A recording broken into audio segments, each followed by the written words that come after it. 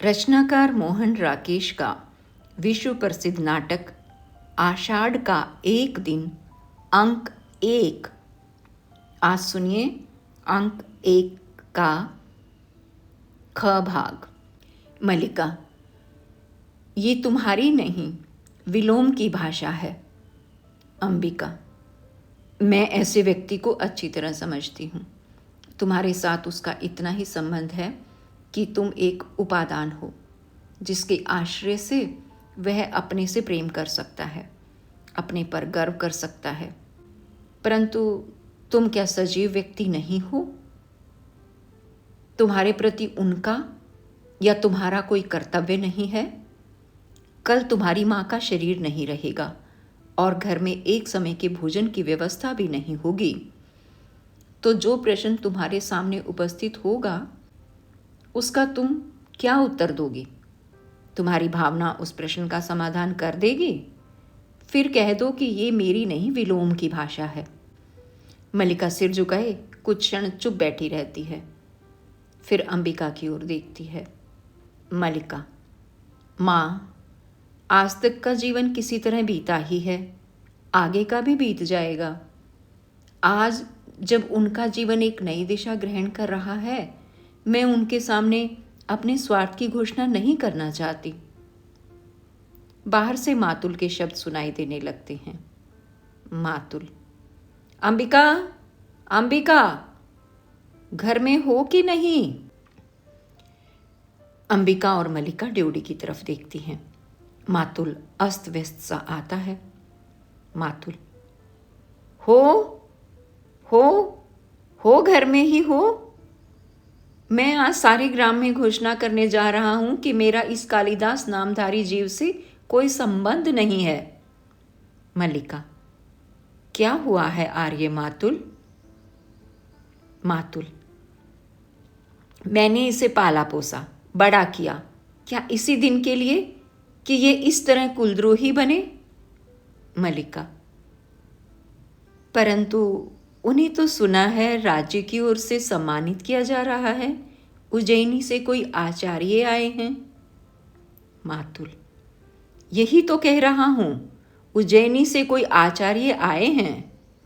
मल्लिका, परंतु आप तो कह रहे हैं। मातुल, मैं ठीक कह रहा हूं, आचार्य कल ही इसे अपने साथ उज्जैनी ले जाना चाहते हैं। मल्लिका, किंतु। मातुल, 2 रथवाह और 4 अश्वारोही उनके साथ हैं। मैं तुमसे नहीं कहता था अंबिका कि हमारे परपितामह के एक दोहित्र का पुत्र गुप्त राज्य की ओर से शकों से युद्ध कर चुका है। अंबिका, तुम अपने भागिने की बात कर रहे थे? मातुल, उसी की बात कर रहा हूं अंबिका। तुम समझो कि एक तरह से राज्य की ओर से हमारे वंश का सम्मान किया जा रहा है और वे वंश अपतंश कहते हैं। मुझे ये सम्मान नहीं चाहिए। मल्लिका सहसा उठकर खड़ी हो जाती है। मैं राजकीय मुद्राओं से कीरत होने के लिए नहीं हूं। उत्तेजना में एक कोने से दूसरे कोने तक टहलने लगता है। मल्लिका कुछ क्षण विस्मृत सी खड़ी रहती है। मल्लिका, वे राजकीय सम्मान को स्वीकार नहीं करना चाहते? मातुल, मेरी समझ में नहीं आता कि इसमें क्रय विक्रय की क्या बात है। सम्मान मिलता है, ग्रहण करो। नहीं, कविता का मूल्य ही क्या है? मल्लिका, कविता का कुछ मूल्य है आर्य मातुल, तभी तो सम्मान का भी मूल्य है। मैं समझती हूं कि उनके हृदय में ये सम्मान कहाँ चुभता है। अंबिका कुछ सोचती सी अपने अंशुक को उंगलियों में मसलने लगती है। अंबिका, मैं तुम्हें विश्वास दिलाती हूँ मातुल कि वह उज्जैनी अवश्य जाएगा। मातुल उसी तरह टहलता रहता है। मातुल, अवश्य जाएगा। वे लोग इसके अनुचर हैं जो अभिस्तुति करके इसे ले जाएंगे। अंबिका, सम्मान प्राप्त होने पर सम्मान के प्रति प्रकट की गई उदासीनता व्यक्ति के महत्व को बढ़ा देती है। तुम्हें प्रसन्न होना चाहिए कि तुम्हारा भागिने लोक नीति में भी निष्णात है। मातुल सहसा रुक जाता है। मातुल, ये लोक नीति है तो मैं कहूँगा कि लोक नीति और मूर्ख नीति दोनों का एक ही अर्थ है। फिर टहलने लगता है। जो व्यक्ति कुछ देता है, धन हो या सम्मान हो, वह अपना मन बदल भी सकता है, और मन बदल गया तो बदल गया। फिर रुक जाता है।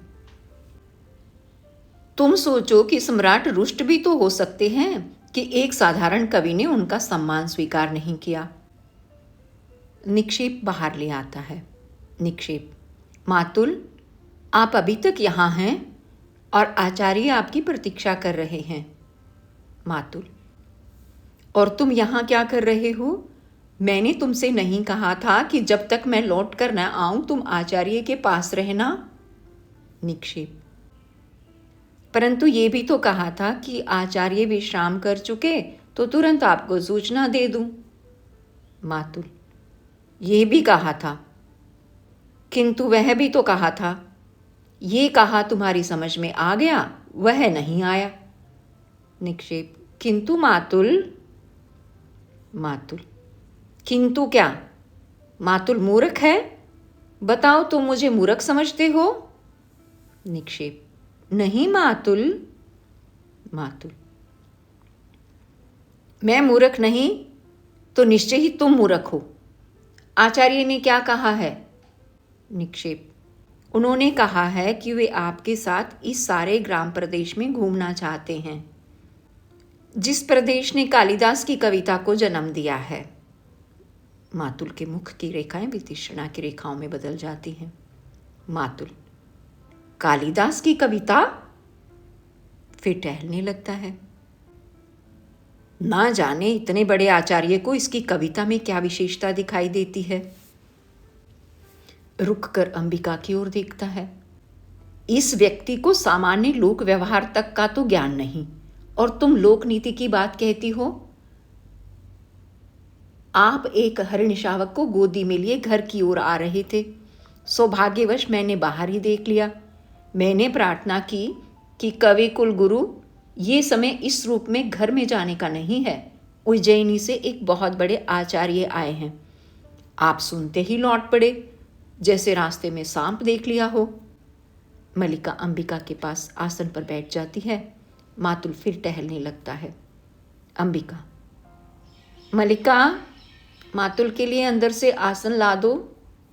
मल्लिका उठने लगती है, परंतु मातुल उसे रोक देता है। मातुल, नहीं, मुझे आसन नहीं चाहिए। आचार्य मेरी प्रतीक्षा कर रहे हैं। निक्षेप अंबिका की ओर देखकर मुस्कुराता है। मातुल कोने तक जाकर लौटता है। मैंने कहा, कवि आचार्य आपको साथ उज्जैनी ले जाने के लिए आए हैं। राज्य की ओर से आपका सम्मान होगा। रुक जाता है। सुनकर रुके। रुक कर जलते अंगारे की दृष्टि से मुझे देखा। मैं राजकीय मुद्राओं से कृत होने के लिए नहीं हूं। ऐसे कहा जैसे राजकीय मुद्राएं आपके विरह में घुली जा रही हों, और चल दिए। मेरे लिए धर्म संकट खड़ा हो गया है कि अनुनय करता हुआ आपके पीछे पीछे जाऊं या अभ्यागतों को देखूं। अब इस निक्षेप से आचार्य के पास बैठने को कहकर आया था, और ये धुरीहीन चक्र की तरह मेरे पीछे पीछे चला आया है। निक्षेप, किंतु मातुल, मैं तो समाचार देने आया था कि। मातुल, और मैं समाचार के लिए तुमसे धन्यवाद कहता हूं। बहुत अच्छा किया। अभ्यागत वहां बैठे हैं और आप समाचार देने यहां चले आए हैं। अब इतना कीजिए कि वे कवि कुल शिरोमणि जहां भी हों उन्हें ढूंढ कर ले आइए। बाहर की ओर चल देता है। मेरा कर्तव्य कहता है जैसा भी हो उसे आचार्य के सामने प्रस्तुत करूं, और मन कहता है कि उसे जहां देखूं वहीं चोटी से पकड़कर चला जाता है। निक्षेप, मातुल का तीसरा नेत्र हर समय खुला रहता है। मल्लिका, परंतु कालिदास इस समय हैं कहाँ? निक्षेप, कालिदास इस समय जगदम्बा के मंदिर में हैं। मल्लिका, आपने उन्हें देखा है? निक्षेप, देखा है। मल्लिका, परंतु आपने मातुल से नहीं कहा? निक्षेप, मैं नहीं चाहता था कि मातुल इस समय वहां जाएं। मल्लिका, क्यों? क्या आप भी नहीं चाहते कि कालिदास? निक्षेप, मैं चाहता हूं कि कालिदास उज्जैनी अवश्य जाए, इसलिए मैंने मातुल का इस समय उनके पास जाना उचित नहीं समझा। मातुल को अपने मुंह के शब्द सुनने में ऐसा रस प्राप्त होता है कि वे बोलते ही जाते हैं, परिस्थिति को समझना नहीं चाहते। कालिदास हट कर रहे हैं कि जब तक उज्जैनी से आए अतिथि लौट नहीं जाते वे जगदम्बा के मंदिर में ही रहेंगे, घर नहीं जाएंगे। अंबिका, कैसी विचक्षणता है? निक्षेप, विचक्षणता? अंबिका, विचक्षणता ही तो है। निक्षेप, इसमें विचक्षणता क्या है अंबिका? अंबिका तीखी दृष्टि से निक्षेप को देखती है। अंबिका, राज्य कवि का सम्मान करना चाहता है। कवि सम्मान के प्रति उदासीन जगदम्बा के मंदिर में साधन अनिरीत है। राज्य के प्रतिनिधि मंदिर में आकर कवि की अभ्यर्थना करते हैं। कवि धीरे धीरे आंखें खोलता है। इतना बड़ा नाटक करना विचक्षणता नहीं है? निक्षेप, कालिदास नाटक नहीं कर रहे अंबिका। मुझे विश्वास है कि उन्हें राज के सम्मान का मोह नहीं है। वे सचमुच इस पर्वत भूमि को छोड़कर नहीं जाना चाहते। अंबिका अपने स्थान से उठकर उस ओर जाती है जिधर बर्तन आदि पड़े हैं। अंबिका, नहीं चाहता? एक थाली लाकर कुंभ से उसमें चावल निकालने लगती है। निक्षेप, मातुल का या किसी का भी आग्रह उनका हठ नहीं छुड़ा सकता। मल्लिका को अर्थपूर्ण दृष्टि से देखता है। मल्लिका की आंखें झुक जाती हैं। केवल एक व्यक्ति है जिसके अनुरोध से संभव है वे ये हठ छोड़ दें। अंबिका निक्षेप की अर्थपूर्ण दृष्टि को और फिर मल्लिका को देखती है। अंबिका, हमारे घर में किसी को उसके हठ छोड़ने या ना छोड़ने से कोई प्रयोजन नहीं है। थाली लिए चूल्हे के निकट चली जाती है और उन दोनों की ओर पीठ किए अपने को व्यस्त रखने का प्रयत्न करती है। निक्षेप, कालिदास अपनी भावुकता में भूल रहे हैं कि इस अवसर पर तिरस्कार करके वे बहुत कुछ खो बैठेंगे। योग्यता 1/4 व्यक्तित्व का निर्माण करती है, शेष पूर्ति प्रतिष्ठा द्वारा होती है। कालिदास को राजधानी अवश्य जाना चाहिए। अंबिका व्यस्त रहने का प्रयत्न करती हुई भी व्यस्त नहीं हो पाती। अंबिका, तो उसमें बाधा क्या है? निक्षेप, मैंने अनुभव किया है कि उनके हठ के मूल में कहीं गहरी कटुता की रेखा है। मल्लिका, मैं जानती हूं वह रेखा कहाँ है। कुछ समय पहले एक राजपुरुष से उनका सामना हो चुका है। निक्षेप, उस कटुता को केवल तुम ही दूर कर सकती हो मल्लिका। अवसर किसी की प्रतीक्षा नहीं करता। कालिदास यहां से नहीं जाते हैं तो राज्य की कोई हानि नहीं होगी। राजकवि का आसन रिक्त नहीं रहेगा, परंतु कालिदास जो आज हैं जीवन भर वही रहेंगे, एक स्थानीय कवि। जो लोग आज ऋतु संहार की प्रशंसा कर रहे हैं वे भी कुछ दिनों में उन्हें भूल जाएंगे। मल्लिका अपने में खोई सी उठ खड़ी होती है। मल्लिका, नहीं, उन्हें इस सम्मान का तिरस्कार नहीं करना चाहिए। ये सम्मान उनके व्यक्तित्व का है। उन्हें अपने व्यक्तित्व को उसके अधिकार से वंचित नहीं करना चाहिए। चलिए, मैं आपके साथ जगदम्बा के मंदिर में चलती हूँ। अंबिका सहसा खड़ी हो जाती है। अंबिका, मल्लिका। मल्लिका स्थिर दृष्टि से अंबिका को देखती है।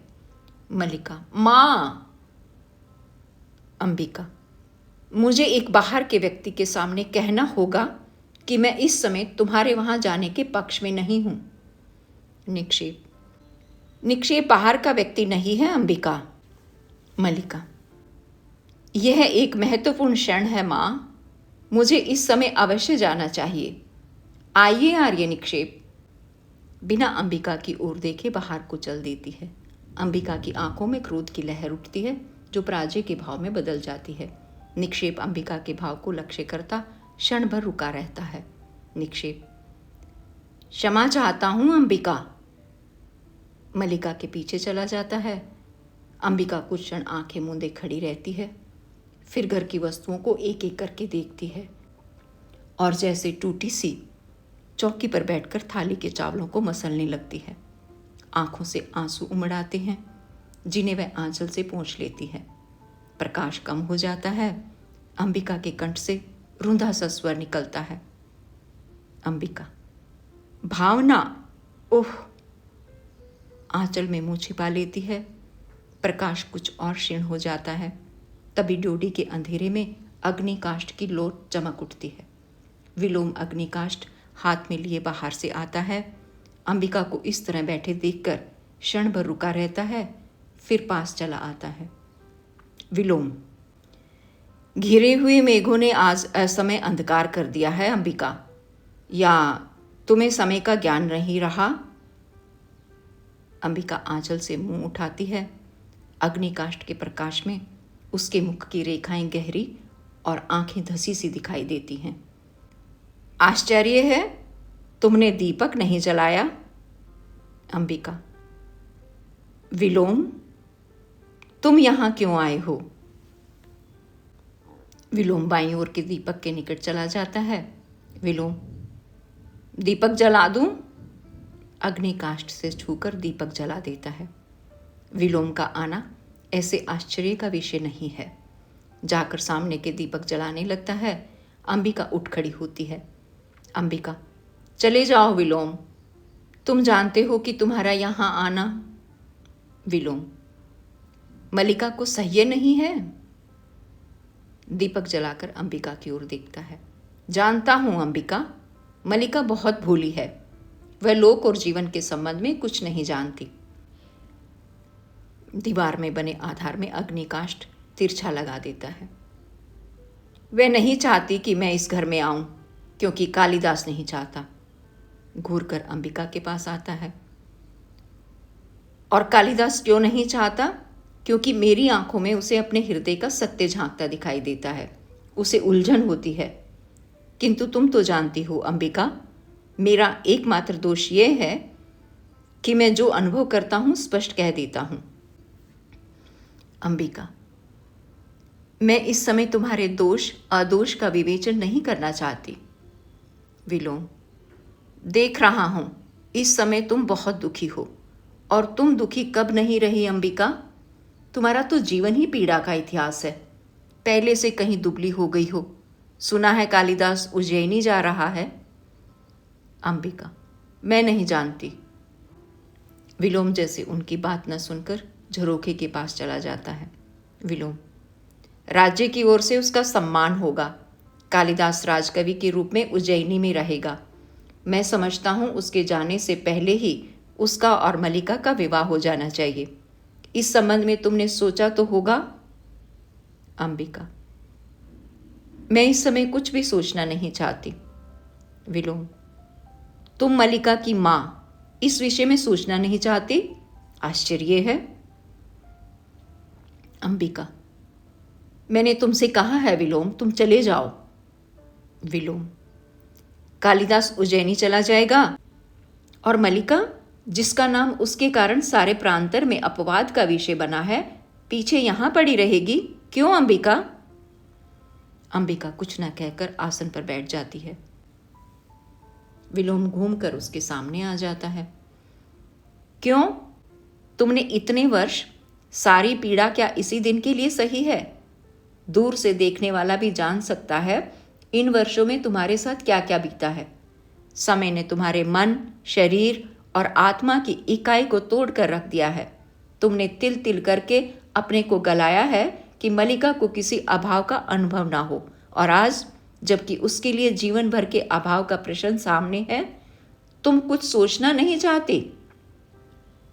अंबिका, तुम ये सब कहकर मेरा दुख कम नहीं कर रहे विलोम।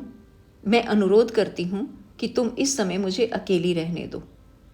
विलोम, मैं इस समय अपना तुम्हारे पास होना बहुत आवश्यक समझता हूं अंबिका।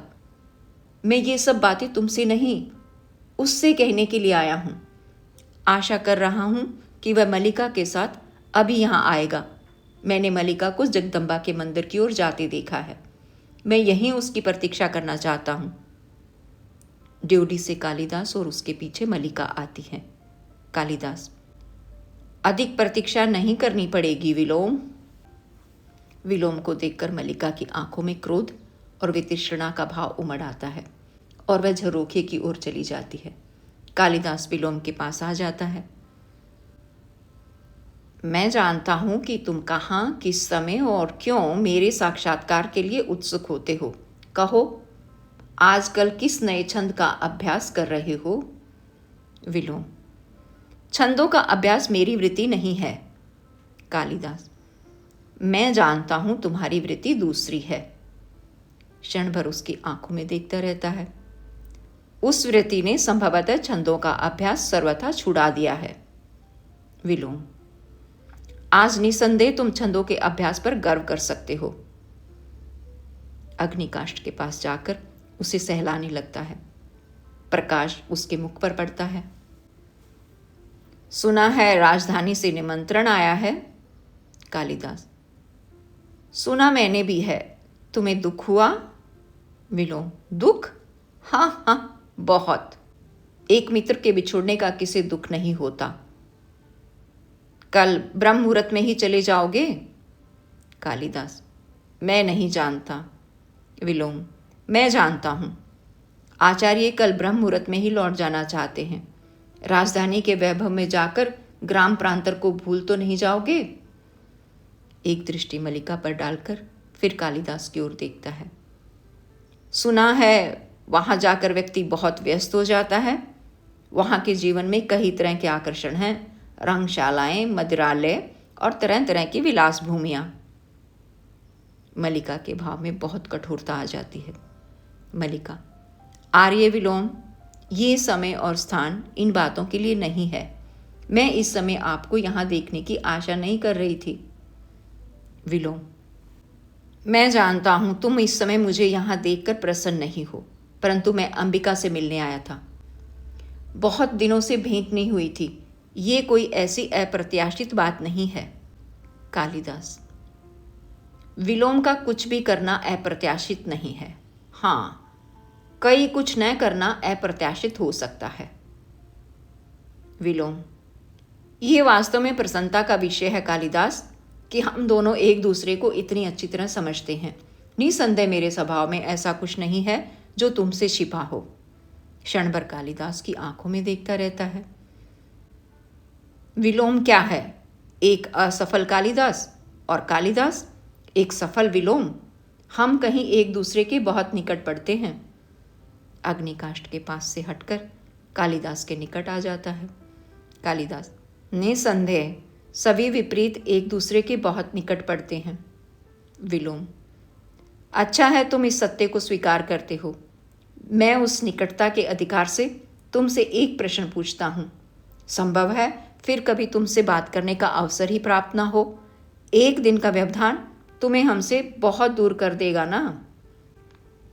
कालिदास: वर्षों का व्यवधान भी विपरीत को विपरीत से दूर नहीं करता। मैं तुम्हारा प्रश्न सुनने के लिए उत्सुक हूँ। विलोम बहुत पास आकर उसके कंधे पर हाथ रख देता है। विलोम: मैं जानता हूँ कि तुम अभी तक वही कालिदास हो ना? अर्थपूर्ण दृष्टि से अंबिका की ओर देख लेता है। कालिदास: मैं तुम्हारा अभिप्राय नहीं समझ सका। उसका हाथ अपने कंधे से हटा देता है। विलोम: मेरा अभिप्राय है कि तुम अभी तक वही व्यक्ति हो ना जो कल तक थे? मल्लिका झरोखे के पास से उधर को बढ़ाती है। मल्लिका: आर्य विलोम, मैं इस प्रकार की अनगलता क्षम्य नहीं समझती। विलोम: अनगलता? अंबिका के निकट आ जाता है। कालिदास दो एक पाद दूसरी ओर चला जाता है। इसमें अनगलता क्या है? मैं बहुत सार्थक प्रश्न पूछ रहा हूँ। क्यों कालिदास? मेरा प्रश्न सार्थक नहीं है? क्यों अंबिका? अंबिका अव्यवस्थित भाव से उठ खड़ी होती है। अंबिका: मैं इस संबंध में कुछ नहीं जानती और नहीं जानना चाहती हूँ। अंदर की ओर चल देती है। विलोम: ठहरो अंबिका। अंबिका रुककर उसकी ओर देखती है। आज तक ग्राम प्रांतर में कालिदास के साथ मल्लिका के संबंध को लेकर बहुत कुछ कहा जाता रहा है। मल्लिका एक पग और आगे आ जाती है। मल्लिका: आर्य विलोम, आप? विलोम: उसे दृष्टि में रखते हुए क्या ये उचित नहीं है कि कालिदास ये स्पष्ट बता दे कि उज्जैनी अकेले ही जाना है या। मल्लिका, कालिदास आपके किसी भी प्रश्न का उत्तर देने के लिए बाध्य नहीं है। विलोम, मैं कब कहता हूं कि बाध्य है, परंतु संभव है कालिदास का अंतःकरण उसे उत्तर देने के लिए बाध्य करे। क्यों कालिदास? कालिदास मूड पड़ता है। दोनों एक दूसरे के सामने आ जाते हैं। कालिदास, मैं तुम्हारी प्रशंसा करने के लिए अवश्य बाध्य हूं। तुम दूसरों के घरों में ही नहीं, उनके जीवन में ही अनधिकार प्रवेश कर जाते हो। विलोम, अनधिकार प्रवेश? मैं? क्यों अंबिका? तुम्हें कालिदास की ये बात कहाँ तक संगत प्रतीत होती है कि मैं विलोम दूसरों के जीवन में अनधिकार प्रवेश कर जाता हूँ? अंबिका, मैं कह चुकी हूँ, मुझे इस संबंध में कुछ भी नहीं कहना है। अंदर चली जाती है। विलोम, बस चल ही दी। अच्छा कालिदास, तुम ही बताओ, तुम्हें अपनी ये बात कहाँ तक संगत प्रतीत होती है? मैंने किसके जीवन में अनधिकार प्रवेश किया है? चलो ग्राम प्रांतर में चलकर किसी से भी पूछ ले। विदग्ध दृष्टि से उसे देखता है, फिर अग्निकाष्ठ के पास जाकर उसे आधार से हाथ में ले लेता है। और तुम अपने अंतःकरण से ही मेरे प्रश्न का उत्तर देने के लिए बाध्य नहीं हो, संभवतः प्रश्न ही ऐसा है। कालिदास, तुम कुछ भी अनुमान लगाने के लिए स्वतंत्र हो। मैं इतना ही जानता हूं कि मुझे ग्राम प्रांतर छोड़कर उज्जैनी जाने का तनिक मोह नहीं है। विलोम उल्मुख कालिदास के मुख के निकट ले आता है। विलोम, निसंदेह तुम्हें ऐसा मोह क्यों होगा? साधारण व्यक्ति को हो सकता है, तुम्हें क्यों होगा? परंतु मैं केवल इतना जानता था कि यदि ऐसा हो, क्षण भर के लिए स्वीकार कर लिया जाए कि तुम जाने का निश्चय कर लो, तो उस स्थिति में क्या ये उचित नहीं कि। मल्लिका उसके और कालिदास के बीच में आ जाती है। अग्निकाष्ठ का प्रकाश उसके मुंह पर पड़ने लगता है। मल्लिका, आर्य विलोम, आज अपनी सीमा से आगे जाकर बात कर रहे हैं। मैं बच्ची नहीं हूं, अपना भला बुरा सब समझती हूं।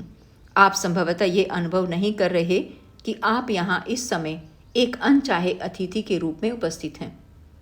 विलोम, ये अनुभव करने की मैंने आवश्यकता नहीं समझी। तुम मुझसे घृणा करती हो, मैं जानता हूँ, परंतु मैं तुमसे घृणा नहीं करता। मेरे यहाँ होने के लिए इतना ही पर्याप्त है। अग्निकाष्ठ का प्रकाश फिर कालिदास के चेहरे पर डालता है। और एक बात कालिदास से भी करना चाहता था। अर्थपूर्ण दृष्टि से कालिदास को देखकर फिर मल्लिका की ओर देखता है। तुम कालिदास के बहुत निकट हो, परंतु मैं कालिदास को तुमसे अधिक जानता हूँ। पुनः एक एक करके दोनों की ओर देखता है और ड्योडी की ओर चल देता है।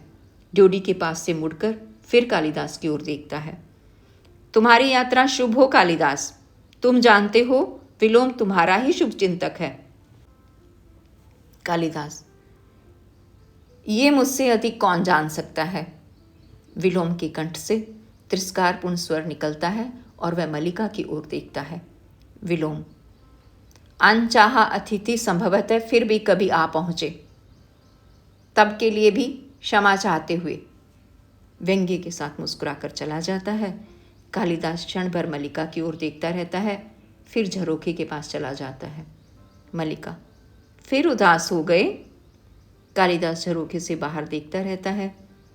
देखो, तुम मुझे वचन दे चुके हो। कालिदास लौटकर उसके पास आ जाता है।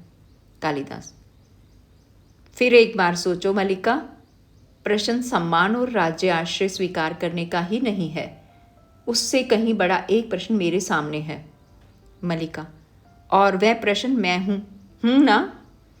उसे बाहों में पकड़कर आसन पर बिठा देती है। यहाँ बैठो, तुम मुझे जानते हो ना? कालिदास उसकी ओर देखता रहता है। तुम समझती हो कि तुम इस अवसर को ठुकराकर यहां रह जाओगे तो मुझे सुख होगा? उमड़ते आंसुओं को दबाने के लिए आंखें झपकती है और ऊपर की ओर देखने लगती है। मैं जानती हूं कि तुम्हारे चले जाने से मेरे अंतःकरण को एक रिक्तता छा लेगी। बाहर भी संभवतः बहुत सूना प्रतीत होगा, फिर भी मैं अपने साथ छल नहीं कर रही। मुस्कुराने का प्रयत्न करती है। मैं हृदय से कहती हूं, तुम्हें जाना चाहिए। कालिदास, चाहता हूं तुम इस समय अपनी आंखें देख सकती। मल्लिका, मेरी आंखें इसलिए गीली हैं कि तुम मेरी बात नहीं समझ रहे। उसके पैरों के पास बैठकर उसके घुटनों पर कोहनियां रख देती है। तुम यहां से जाकर भी मुझसे दूर हो सकते हो। यहां ग्राम प्रांतर में रहकर तुम्हारी प्रतिभा को विकसित होने का अवसर कहां मिलेगा। यहां लोग तुम्हें समझ नहीं पाते। वे सामान्य की कसौटी पर तुम्हारी परीक्षा करना चाहते हैं। कोहनियों पर ठोडी भी रख देती है। विश्वास करते हो ना कि मैं तुम्हें जानती हूं कि कोई भी रेखा तुम्हें घेर ले तो तुम घिर जाओगे। मैं तुम्हें घेरना नहीं चाहती, इसलिए कहती हूं जाओ।